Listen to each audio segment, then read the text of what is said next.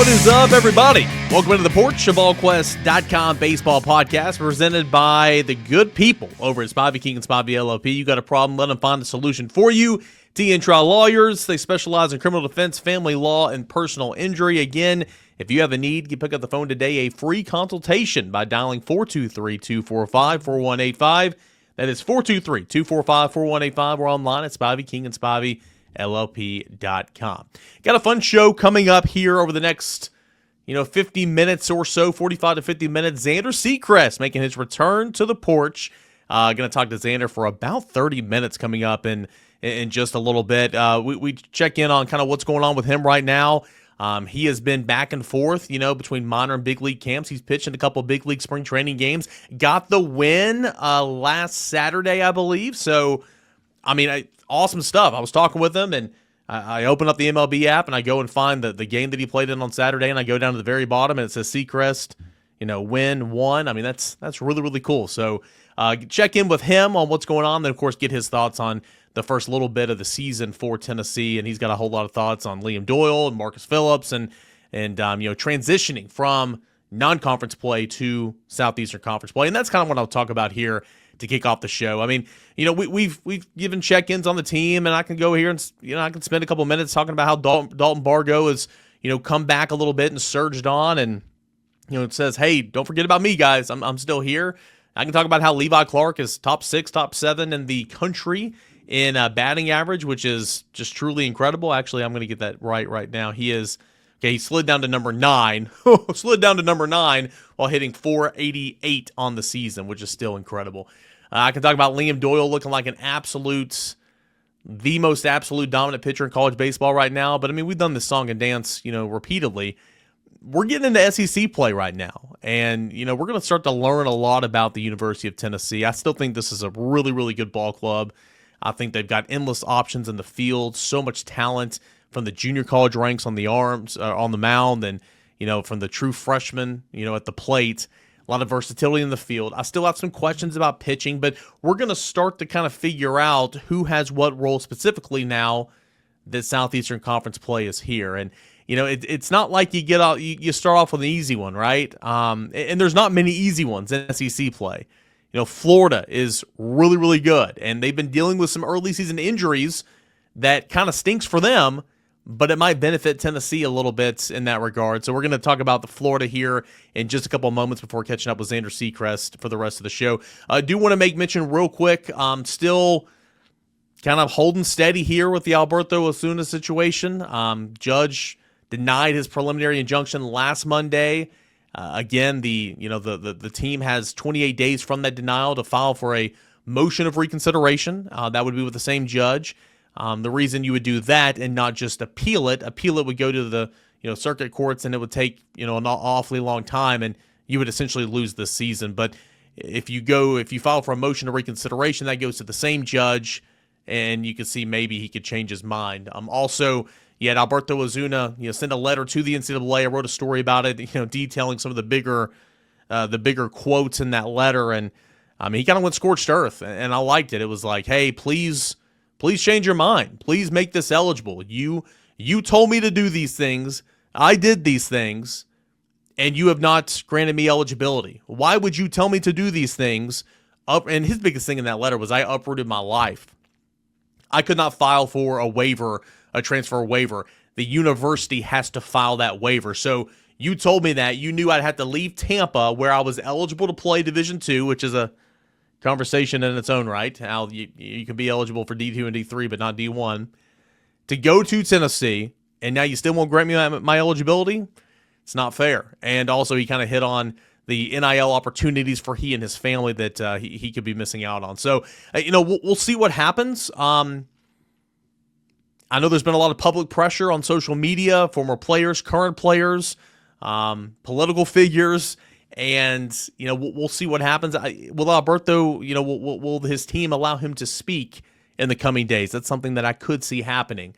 But this isn't over. The case obviously is not over, but it's not necessarily the case, right? There's tons of damage claims in this whole thing, and he's gonna be sitting pretty in the end. But it's about trying to get on the field right now and not lose a year of eligibility. So we'll see what's next. But again, that's kind of the latest. It's a holding pattern with Alberto Ozuna as he continues his fight for eligibility. AJ Russell not going to pitch for a little bit towards April or so is kind of what Tony Vitello said last Sunday. Spoke with some people before that Sunday game. It was actually late Saturday night, and kind of told me the situation, before Tony mentioned it to us, the media, Sunday afternoon, that he was 100% fine. He's suffered no setbacks. Okay, it's just that he came back out there and he was pumping 97 in that inning against North Alabama, and I think everybody was just kind of like, okay, whoa, let's take a deep breath, let's chill out for a minute. This is a multi-million-dollar arm, a first-round draft pick. From his side of things, his agent, his family, looking out for the best interests for him. From Tennessee's side of things, absolutely looking out for the best interests of A.J. Russell. But also, I think everybody's just kind of like, well, hold on. Limit these innings, limit the workload, let him peak and be active for Tennessee in the back half of the the last couple months of SEC play, and of course on in the SEC tournaments and postseason play. So we'll see what happens. But again, he is completely fine. He's suffered no setbacks, and Tony Vitello adamantly reiterated that on Sunday. So, of course, that's a really, really good sign. I know it's frustrating. AJ's frustrated. He wants to be out there, but I think it's a situation that's bigger than just pitching right now. It's your future, and he's going to pitch this year. He's already pitched once. He's going to pitch this year. And he's continuing on a regular throwing progression. Nothing's changed. I mean, nothing. He's live ABs, bullpens. I mean, he's throwing. I think it's just they want to make sure that he is ready to roll, especially when Tennessee needs him, and that's the back half of the season. So there's that. All right, let's jump into the availability report is going to come out later tonight. I expect AJ Russell to be listed as out. We'll see where Andrew Binky is. Tony Vitello said again Sunday, after the series against St. Bonaventure, that he started throwing off the mound, but there's a progression. I'll be intrigued to see if he's out or if he's maybe limited or questionable or anything like that. There could be some other guys that show up on the injury report with some minor deals that I believe they should be available for this weekend, but we'll see what that availability report says on Thursday night and then again pregame on Friday. Just like in football, just like in basketball, there's going to be more in baseball, Thursday, Friday, Saturday, in game days. So 4 per weekend availability reports. And not going to lie to you guys, the majority of those are going to be copy and paste. They're going to be pretty much the exact same.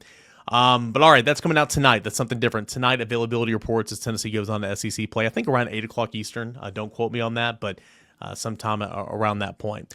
All right, so what about the Florida Gators? Florida, pretty good ball club. Okay, they are 16-2 on the season, hitting for a 3.31 average at the plate, 3.14 ERA on the mound.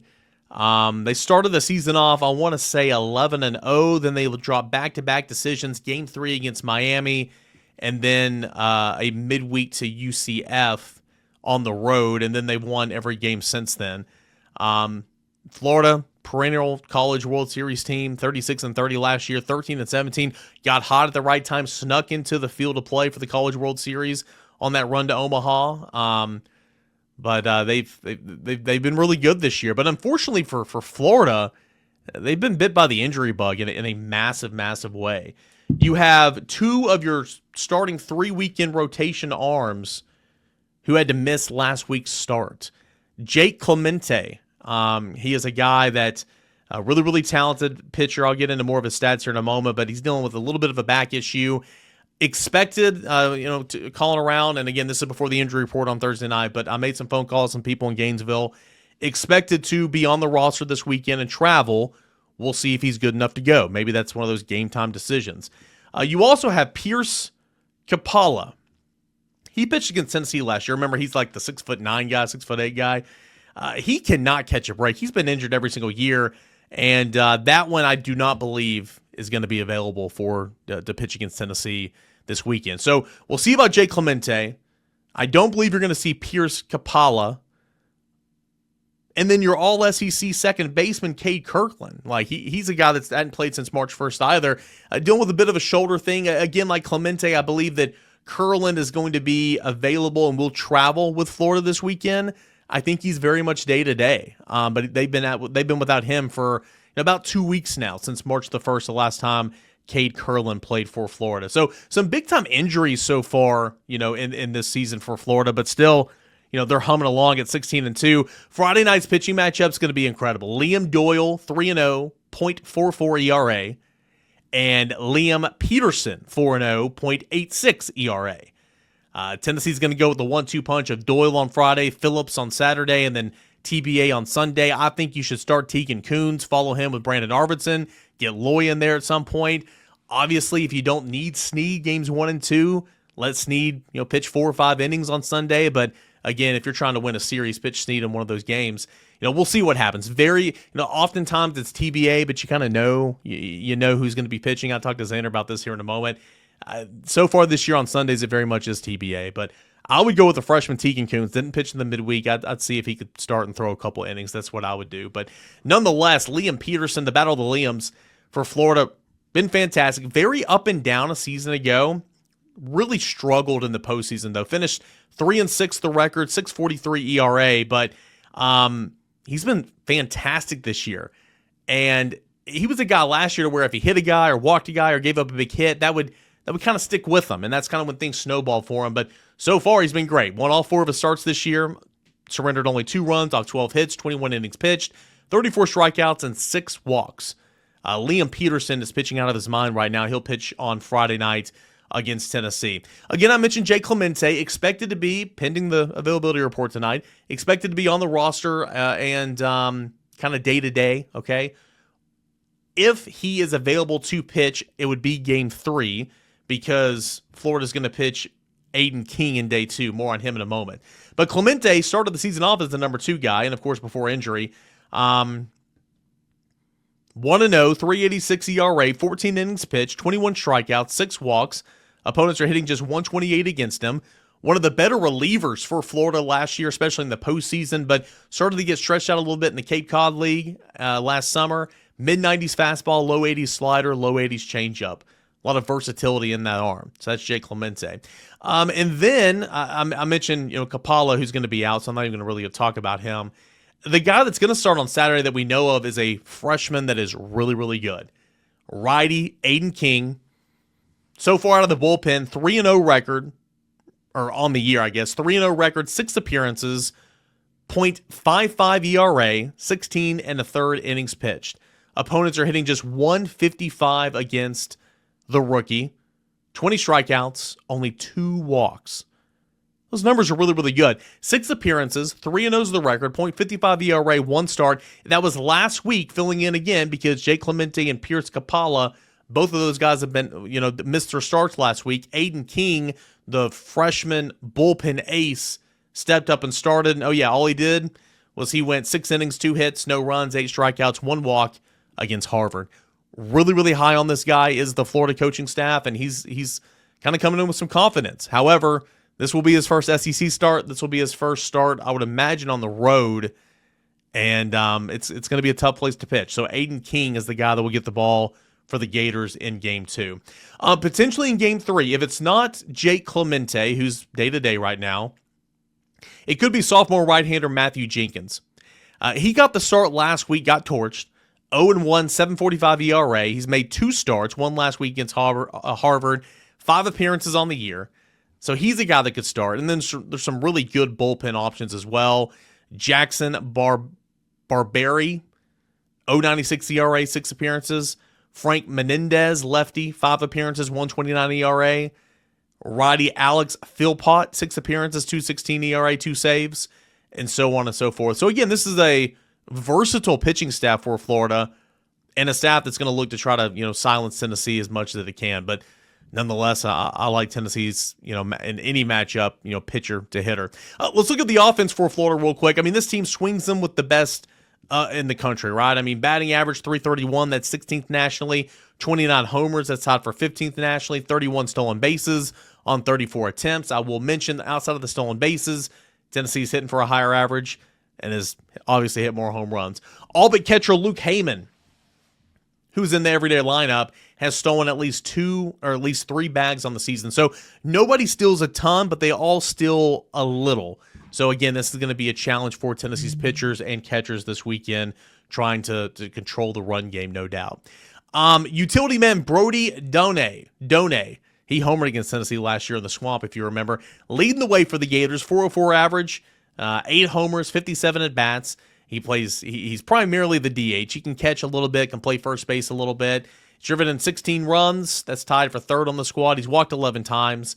But it's Brody Done that's been really, really good for the Gators, kind of leading the way. Shortstop Colby Shelton, who hit 20 home runs a season ago, has just got 2 through 18 games so far this year, but a 361 average, 16 RBI, 4 stolen bases. Versatile guy, really good player there. Brendan Lawson, who's been filling in for Curlin at second, but he was the opening day first baseman. He's a shortstop by trade. Florida's got about 4 shortstops on the infield that actually play different positions. Like, they're all shortstops. Pretty much reminds me of Tennessee, right? Gavin Keelan, Dean Curley, Ariel Antigua, Manny Marin, Jay Abernathy. I mean, all those guys are shortstops. But Brendan Lawson's been really, really good. Second on the team with 4 homers, 19 RBI, hitting 5th in the order, a 333 batting average. Miami transfer and short-time Tennessee target out of the transfer portal, Blake Sear, if you remember that name. That was a 333 clip at the plate. Is that right? Let me double check on that. Yep, that's right. 333 clip at the plate. He's sitting towards the bottom of the order. 2 home runs, 8 RBI.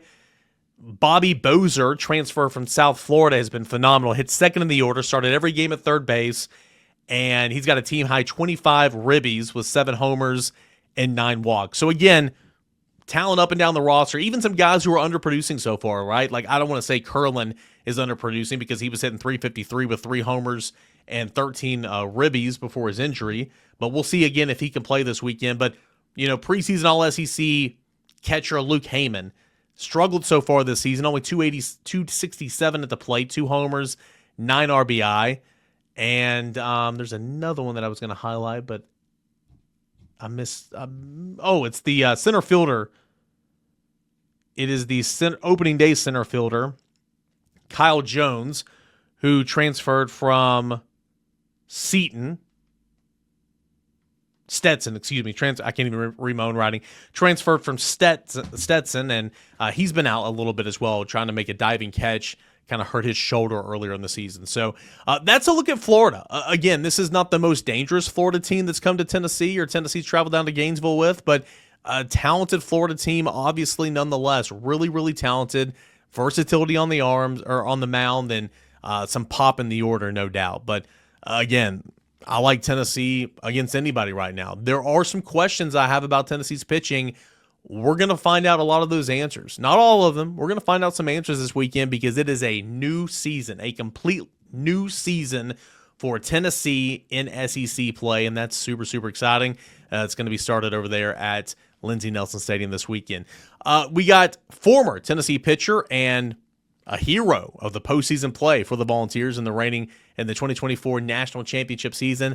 We've got Zander Sechrist joining the Porch when we return. But first, I want to get a word to my friends over at Spivey, Keegan Spivey, LLP. If you got a problem, let them find a solution for you. T and Trial Lawyers. They specialize in criminal defense, family law, and personal injury, examples of which can be DUI, assault, divorce, custody, alimony, personal injuries such as wrecks, accidents. Over 80 years of combined experience, Spivey King and Spivey LLP provides representation throughout state and federal courts in Northeast Tennessee. The firm has got a vast amount of trial experience.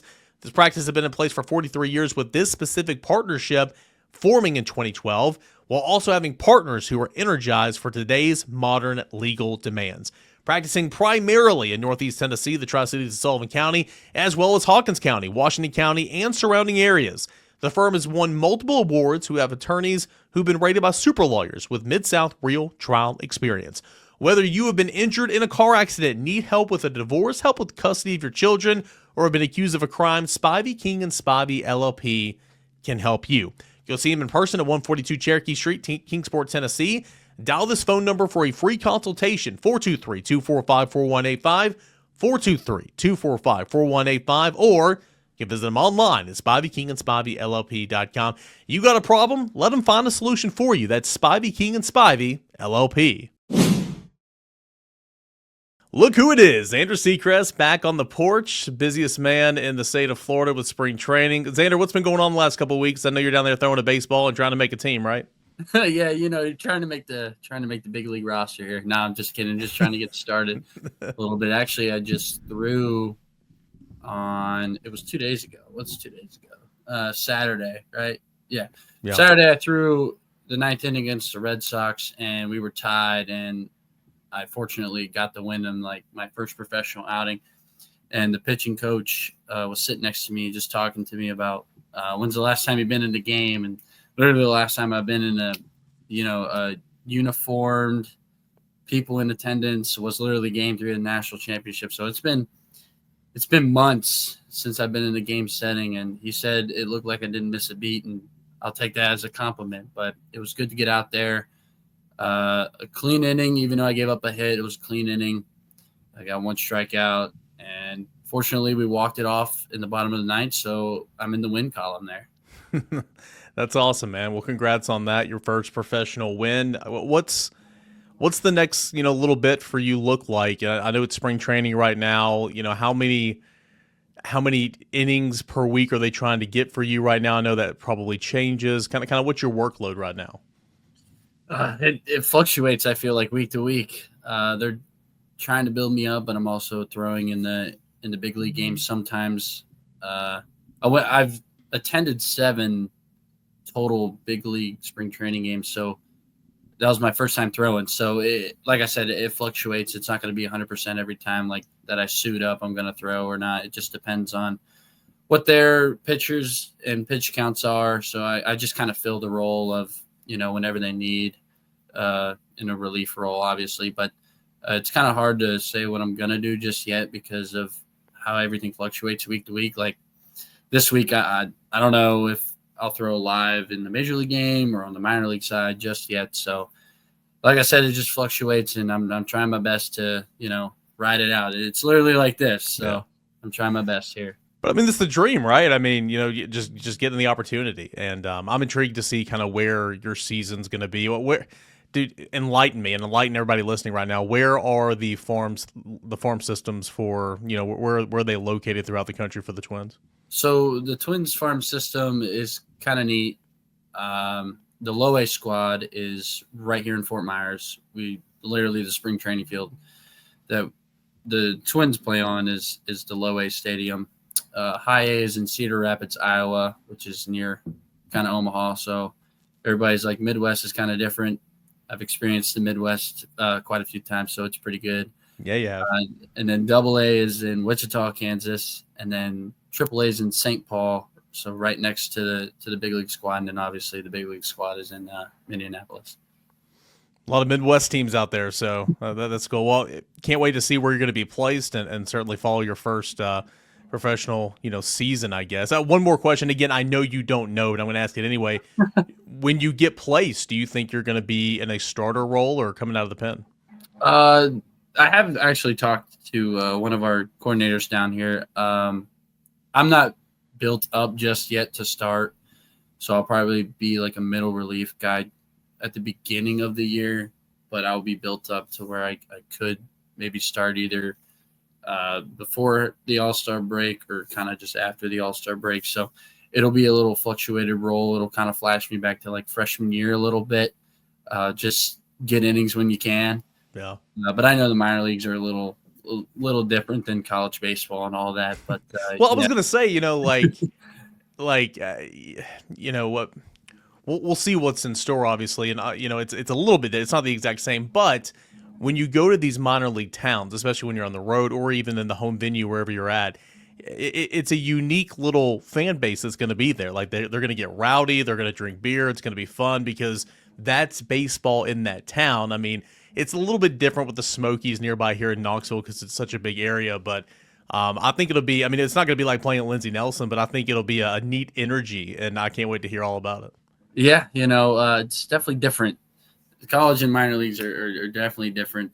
It's like I started as a freshman in Tennessee and went up a totem pole and now like since I got drafted, it's like I have to grow back again. So baseball works in weird ways. It's not like the NFL or the NHL or the NBA where when you get drafted, I think people are really confused on this aspect. There's not a lot of information out there that when you get drafted in baseball, you don't necessarily you don't go straight to the league, which is very weird when you compare it to other sports. Like if you get drafted in the NFL, no matter what round is, you're going to be at least on the practice squad and you're with the big guys right there. So baseball is just like a step-by-step process, and injuries fall into account, luck falls into account, and you got to move up in weird ways, but you got to move up as fast as possible. So, but I think, like I just said, a lot of people do get confused on how baseball works because everybody's like asking, even my teammates here, oh, when you going to Minnesota? See, it just doesn't work like that. You gotta start from the bottom again and work your way up. That's why, and you're seeing more of it from the college game now, like high draft picks, a shortened stint until they get to the show. But, Simo knocking on the door last year after his incredible start to his professional career. Garrett Crochet, I want to say, made his debut after being drafted. It was a weird season. I recognize that, 2020. Joyce, pitching as early as he did. Those are abnormal. I mean, to your point, you're king of the castle, then you got to kind of start and, build yourself back up and continue on. So that's interesting. I spent many, many summers not playing, obviously, but, a part of minor league baseball, behind the microphone or whatever. So my very first job, pizza boy at the Smoky Stadium. So nice. I love me some minor league baseball. Okay. Oh, and when they make a bobblehead of you, you got to send me one. Hey, so I know you're busy, obviously, but Tennessee baseball program record 16-0 start. Like you win the Natty last year, you guys accomplished the biggest thing you could possibly accomplish, and then you turn around and this team is off to the best start in program history. Big thoughts that you've seen from afar from the Tennessee baseball team the first month of the season. Kind of like. To be fair, kind of like what we expected. I mean, I'm not going to knock the team for playing like non-conference because non-conference and conference are totally two different seasons, but it was good to see them go to Minute Maid. Well, not Minute Maid, but Dakin Park now in Houston and finally see 3 games of really competitive ball and see how they did there. And obviously I'm proud with the team. I'm proud where they're going and the direction that they're heading. I mean, even after this year, this program is going to even take off even more. So I'm liking what I'm seeing, especially from a lot of different pieces that I don't even know because obviously I'm not there anymore. And there's a lot of new faces on the team. And I mean, I think it was a couple nights ago, maybe Sunday, Coach V's been a little upset with the run rule thing. And I understand he talks to us about all the time. Some of us, I won't lie, some of Tuesday games, we kind of wanted to get out of there a little early because some of us would push off homework a little bit, and it would be due like Tuesday night at midnight. So when we didn't have the run rule, it kind of sucked. But it also it just allows guys to get reps. That's why he doesn't necessarily like it because he's really ordinary with a plan and like.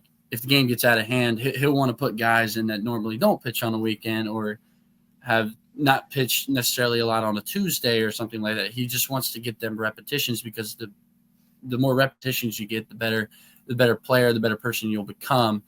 And I think that's why he's like a little frustrated about it. But I mean, you can go back to 22. That's when it kind of started. The whole run rule thing is like, it's a long day at the ballpark, especially early in February when we were playing Iona in 22, and it was like, in the 6th inning, and it's already 20-0. Yeah, and it's like, okay, like maybe over 3/4 of the people in the stands aren't even there, and they're checked out. They're not even interested. It's just the families just waiting on to see the players after the games, essentially. So I could see both sides of it.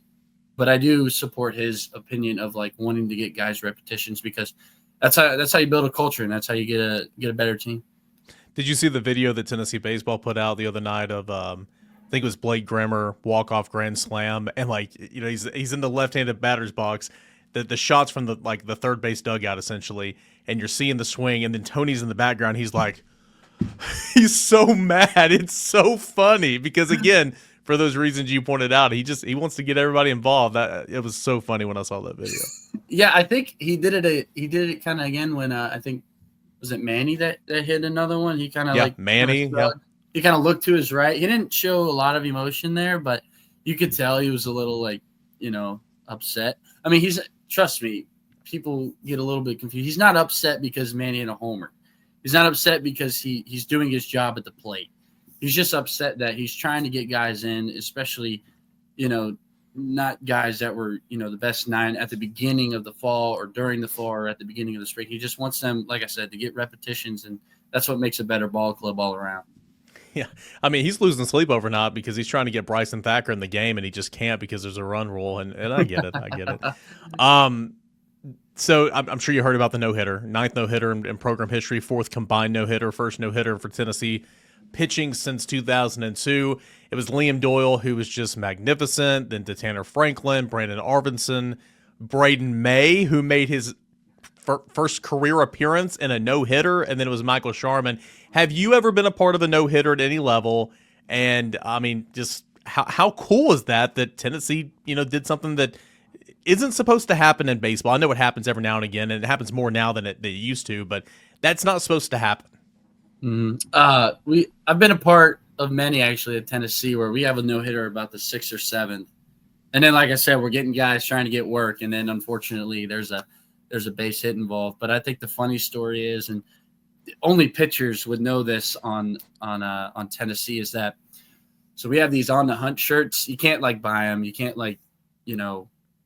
retail them. You can't do anything of that. It's only made for the players and stuff. And I mean, I might get in trouble. I don't think I'll get in trouble for saying this because they're out there, because Coach E wears them all the time. Yeah. So it's basically for the hitters. It's mainly for the hitters on the hunt. You're hitting homers and stuff like that. They're going to have to up it a little bit because because pitchers are a little bit defensive over it, because what we have to do in order to get a on the hunt shirt is if you pitch in the game in a shutout with no walks is when you get one. So you speak about the no-hitter. That's all great. Shutout, no-hitter. But I think Liam had 2 walks. Four walks total, yeah. 4 walks total negates the shirt. It negates it. I keep telling the hitters, it's so hard to get one as a pitcher because they just threw a no-hitter. That's pretty hard to not give up a hit. But they walk 4 guys, they can't get it. Now they may have switched the rules. I don't know. You're in the. You may have to ask Coach A that. Yeah. Or Coach E that, or even Coach V if they switched up the rules a little bit. Maybe Coach V doesn't even know the rules because he's not in all that. Coach E is. Well, he also took Reese Chapman out of a ball game when he was riding a 15-game hit streak. So I don't think, even if he knew, he probably doesn't care. Yeah, that's true. So it's just really hard to get an on the hunt shirt as a pitcher at Tennessee because the no-hitter is great. And I'm proud of B-May. I know Liam's doing this thing, and I know the other 3 are doing their thing, but it's so cool to see B-May get in there. We gave him a lot of jokes last year. He's a great guy, a great teammate to have, and it makes us happy. We were talking in the group chat that we have over Snapchat, and the main thing I put in there, I literally put in there, the boys got a no-hitter, ... but no on the hunt shirt because of the walks. So I got a little laugh out of there. And then I think Charlie Taylor put in there, but B-May got some action. So it's cool to see that even though B-May didn't pitch for us last year, we still support him in everything he does. So it was so good to see him in there. And yeah, I'm still a little butthurt about the on the hunt shirt, but maybe they switched it up. But if I know Coach E and Coach A, the pitchers from that game did not get on the hunt shirt because of the walks. Well, just look at it this way, right? I mean, your whole reason for being a pitcher at Tennessee was to get that shirt, not to win games, not to win a natties, to get that shirt. The level of just dominant you guys have to be, to get that shirt, top 3 in ERA the last couple of years. I mean, it allowed you guys to win a national championship. So, I mean, there's a silver lining there. So, yeah, there's a silver lining, but overall, the main gist is a shutout with no walks, and I keep telling the hitters that it's very hard to do. It's harder than you think to do that because, you just go up there and throw it over the plate and try to get them out. But at the same time, you can't give up a run. If you give up a run, it negates the shirt as well. What was unique about the note for Doyle's part of the no-hitter? Of course, 5 2/3, 13 strikeouts. He was 1 strikeout shy of a career high that he set at Tennessee a couple weeks ago. He opened the game with a walk, and then he set down whatever it was, 19 in a row, and then he walked a guy with 2 outs in the 6th, and then they pulled him. So and again, it's early in the season, pitch count, that was the right move. But it's funny, you would think that a guy that's been so good like Liam all year long, ooh, this might be a long night. You'll lead off walk, then he retires, 19 in a row or whatever it was. Just really good stuff. This is my 3rd year covering you guys full time, covering Tennessee full time. I helped out a little bit before, but for me, it's been really cool to see young guys like Braden May, Stone Lawless, Braden Sharp, start to kind of okay, they bid their time a little bit. Now let's step up and help this team win games. I mean, you were in that category. Trey Lipscomb was in that category. How rewarding is that to see okay, now we're actually playing a part because we went to work, kept our head down, and now we're a redshirt sophomore, junior, whatever, and there's a role for me on this team. Yeah, it's definitely different, especially when the only example that personally, and I don't want to make it all about me, and I'm never a guy like that at all, but you did mention that. And even with Trey, he would say the same thing. It's just the personal experiences help so much. In 21, I was traveling with the team and understanding how to win, understanding the culture. And in 22, I mean, you had Burns, Dolander, Tidwell, and Beam, and I was behind each and every one of them, and I was just doing the midweek thing. But and everybody was cheering for me on the midweeks, and I tried to make midweeks as fun as possible because, heck, I was treating it every week I had a Tuesday inning. And back then he let you actually throw 2 or 3 innings, which was nice. Right. That's right. He let me throw about 3 innings. And so, some occasional I get to the 5th. Occasional, to save some arms, but then it carries over to next year, and then those guys leave, and then you're getting texts from Trey, even Chad Dallas congratulating me on seeing my successes come through. And I think about it the same way with Stone and even Marcus and, B-May, Braden Sharp. It's the same way, is because they weren't the highlights of last year. They weren't. Marcus got in some big games, yes, but it's not the highlights. But now to see them with a year basically under their belt of, the highest of highs, if you can think so, obviously with the national championship, and them to continue and not take a step back in what they're doing is pretty impressive. And I love when you get, that's why, the run rule plays, you want to get guys like Bryson Thacker in there as well. And Luke Payne and Deloy to continue. You want to, and Austin Hundley even, you want those guys to keep getting repetitions even when the game's out of hand, because not only from Coach V's sake, but it's also cool to see the alumni still knowing who's a part of the team, getting innings. It just makes us the alumni feel so good. And we still give Stone a lot of crap because he traveled with us. He was our bullpen catcher, kind of like the same role that Charlie Taylor did in 21. Traveled everywhere and was a team guy and never complained about anything. And I'm a loss for words because of how excited I am to see all this come true for those guys. Yeah. Stone's been really awesome. Cannon's the starting catcher. He's done such a great job with the staff, and kind of, again, this is low hanging fruit. And I know they're different players. I get all that, but so far this year, his average isn't horrible. I know he'd like for it to be higher. He's got a couple of home runs and some ribbies, but the way he's handling the staff, it's giving me Cal Stark vibes, immensely. He's the dude. But every time Stone gets a chance, 1 out of every, 4 games or twice in a 5-week, game week or whatever, he just comes through. Everybody's so excited to see Stone Lawless play. He got, some action at first base last week, and so I'm rooting for him, and I think he's obviously got a bright future. Do want to ask you this. I know I got to let you go. what's the transition like coming from this phase of the season where typically you go out either to begin the year or kind of like this year, a couple of weeks into the year, you go to Houston or Phoenix or Arlington or whatever, get some real competition. But the rest of the time, it's you're playing lesser competition. You're winning by a whole lot of runs. You're run ruling, but you're trying to figure out roles and all that. And then now this week, you got a midweek game. Obviously, this week West Georgia, and then it's Florida. Like it gets real in a hurry. So as a player, as a competitor, tell me the differences. Tell me what this week is like. And I would imagine you try to keep it as simple as possible and just go play baseball.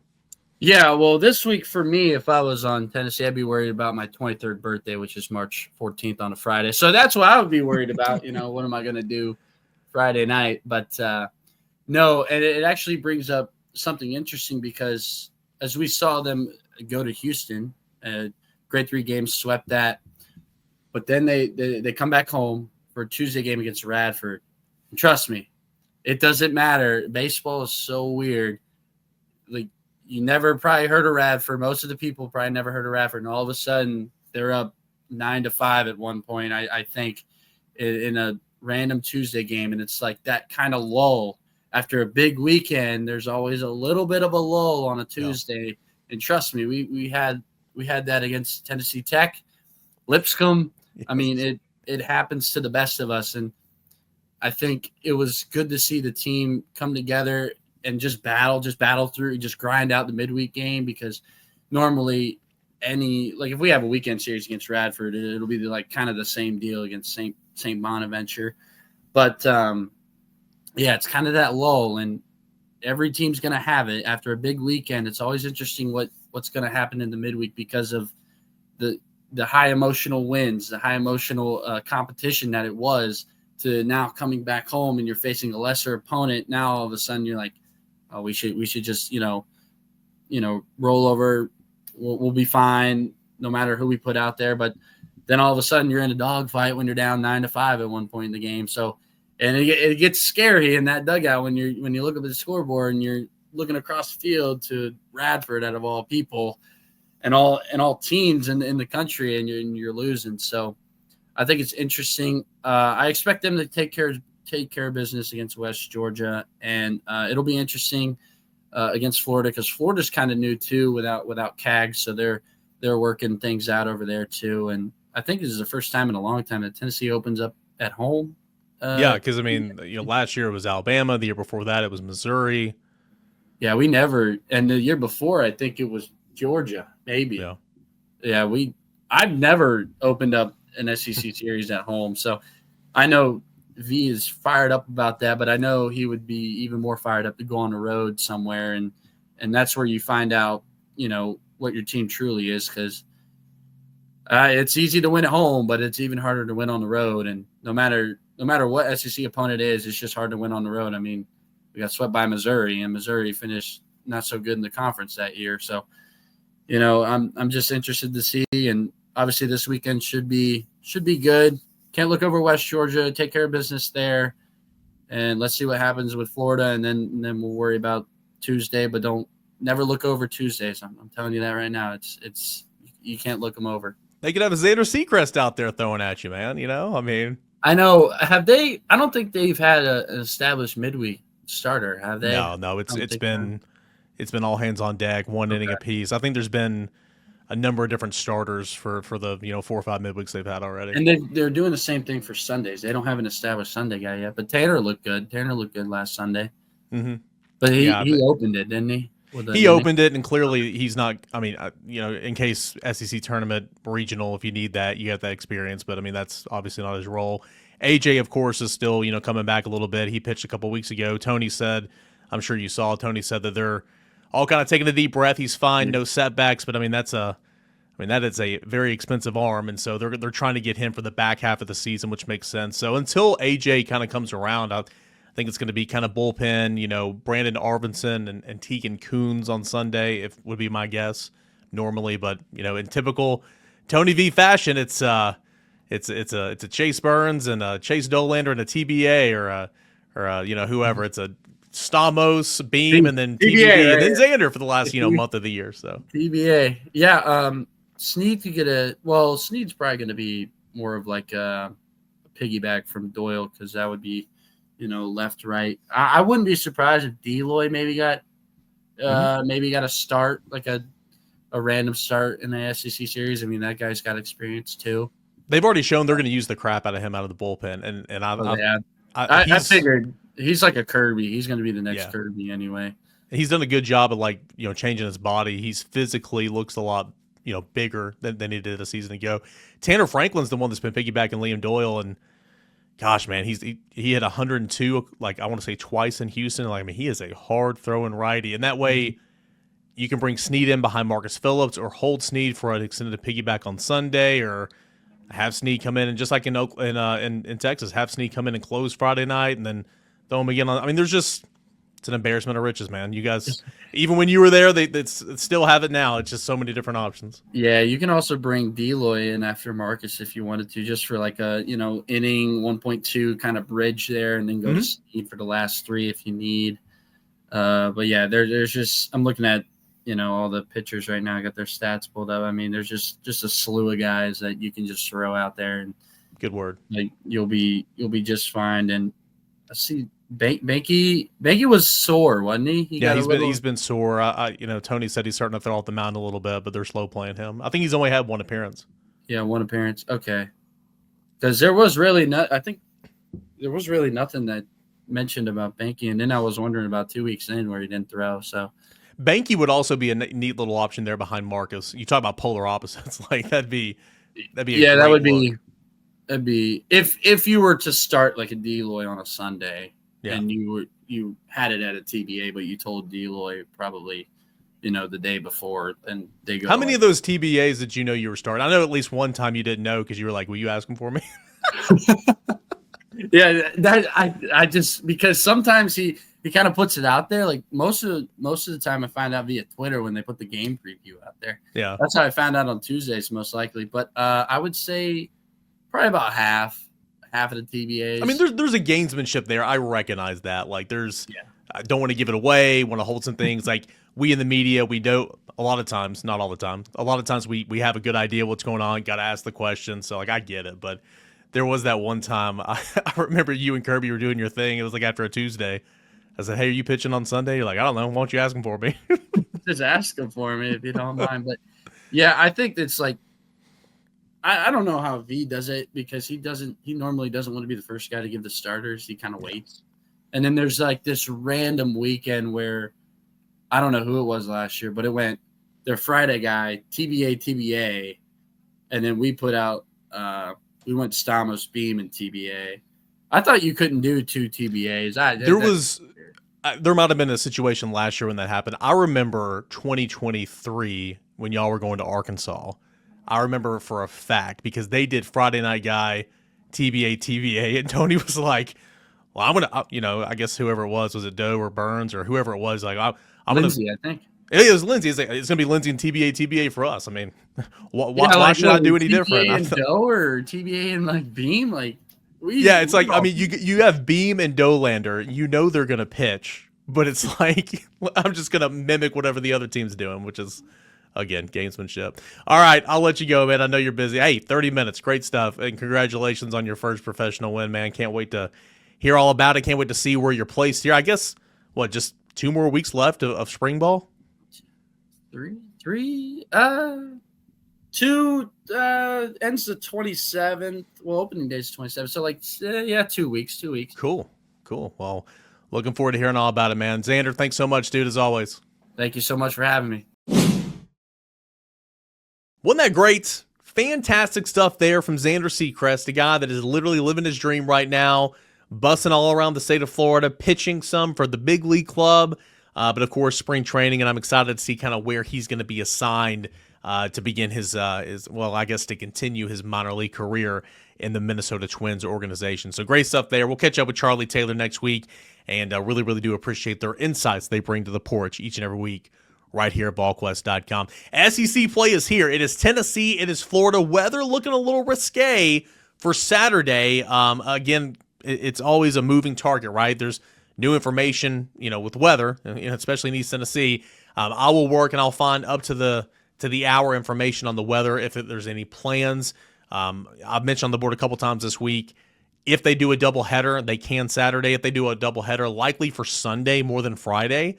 But again, I'll continue to keep you updated with that. Big weekend coming up. Excited to see what Tennessee looks like in SEC play. And I'm going to be over there. I'm going to be talking about it. I won't be at Saturday's game. I'll talk more about it on the board tomorrow. Will not be at Saturday's game.